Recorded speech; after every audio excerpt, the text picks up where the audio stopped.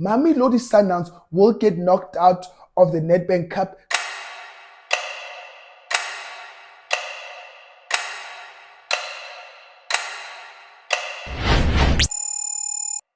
Welcome back to another video.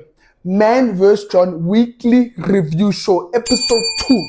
So what I'll do in these weekly reviews is talk about basically the headlines that dominated everything that's got to do with the professional South African Football League.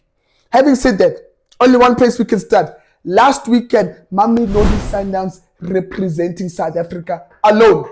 They are doing it alone because Kaizer Chiefs went to Zamalek, got knocked out. All Kaizer Chiefs needed was a draw in Egypt, but Kaizer Chiefs weren't able to do that. So they got knocked out the CAF Confederations Cup and come back home. Only one team survives in CAF, and that is Mamelodi Sundowns, who convincingly beat MC Alger 2-0. There was football education. Watching that game, tactical masterclass from Cardoso. Cardoso beat Rulani. We have to be honest now. Rulani cannot beat Cardoso. Even when Cardoso was an aspirant, Rulani was coaching Sundowns, Cardoso was still whippy to Rulani. But anyways, congratulations to Mamelodi Sundowns, the only team representing South Africa again, I say. Now, they are in the last 8 of the CAF Champions League, and they've been drawn against Stade Malien. Mamelodi Sundowns, you guys are doing so well. Please continue representing South Africa and go further and further. And other news that dominated this week was Morocco Swallows want their status back from Marumo Gallants. Something needs to happen with this thing of teams selling a status. I feel if a team sells a status and you want to buy the team status, you must buy the whole team as it is. So if you buy Morocco Swallows, you must buy Morocco Swallows, the name, and obviously then the history stays, because it's said that teams buy its status and then the other team falls away, disappears.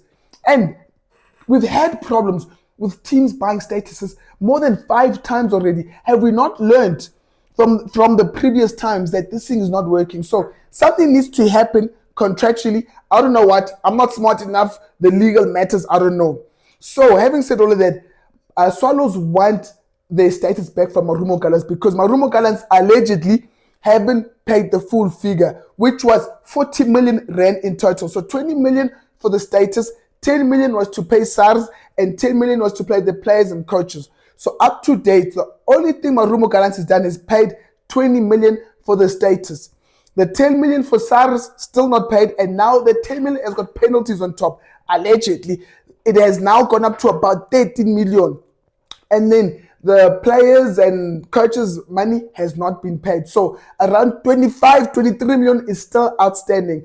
And now Swallows want to cancel the deal and take their status back. So it's going to be interesting to see what unfolds from that. But yeah, we've got to do something about teams buying and selling statuses in this country, because clearly it is not working. Now, on to the other big news which took place this week. Orlando Pirates versus Mamelodi Sundowns. What a game. Beautiful, entertaining game of football. This is probably one of those games for the first time this season. Can I say that? Yeah, maybe. Or maybe there's any other game. I was glued to the screen. I'd not even pick up my phone to look at anything. No, I was locked into that game because just beautiful. The speed of the game, the quality of the game, quality of the passes from Mamelodi Sundowns players needs to be studied. Nuno Santos, sis, that thing, Nuno Santos, Brimudiba. Oh, man. You know, Sundowns, honestly, I figured out Sundowns. That right-hand side is a cheat code. Oh, what? Mukwena, Tapela Murena and Mudawu, in that combo, cheat code. Agas, Mudawu should not be even playing in South Africa, but that's another conversation for another day. Honestly, brilliant game of football. Orlando Pirates versus Mamelodi Sundowns. Sundowns winning the game 2-1. Orlando Pirates did honestly have their chances, which they didn't take. Mamelodi Sundowns took their chances, and that's what you get at the end of the day. You take your chances, you walk away with the win. Other news which dominated this week was Nda going to Stellies. I honestly thought Kaizer Chiefs would take him, because I was like, why not beef up our defense? Yes, we've got about 4 or 5 defenses, but Nda is a good quality player to bring on around 70 minutes when we've got a 1-0 lead up, for him to just be dominant and, bring the brick wall mentality to the back. But he has gone to Stellies because Uncle Gav. Guys, Uncle Gav is building a super team under our noses. And we're not even realizing it. Mabasa, Nda. He's taking all the free agents, which is a Kaiser Chiefs thing. Kaiser Chiefs and free agents are like this. Now it's Gavin Hunt and free agents and building a super team. Stellies, I've got my eye on you, Uncle Gav. I'm watching you, Uncle Gav. But yeah, that's other news that dominated this week. And the last thing to look forward to this weekend is the Nedbank Cup fixtures. There's some good games, quality games up that we can look forward to. Stellies versus Golden Arrows, TS Galaxy versus Mamelodi Sundowns, Orlando Pirates versus Fixtures. Obviously, Pirates draw the easy draw. Skukune versus Tuks. So yeah, exciting weekend once again, jam-packed of Nedbank Cup football. And Friday night kicks off with Richards Bay versus Amazulu, which is the KZN derby in the Nedbank Cup, which is going to be exciting.